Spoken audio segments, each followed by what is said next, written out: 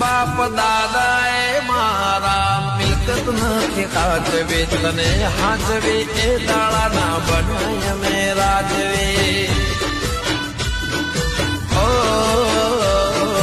નહીં જડે કદી ઉદય મારા મરે કેમ કે માતા મારી બધી વાત સાંભળે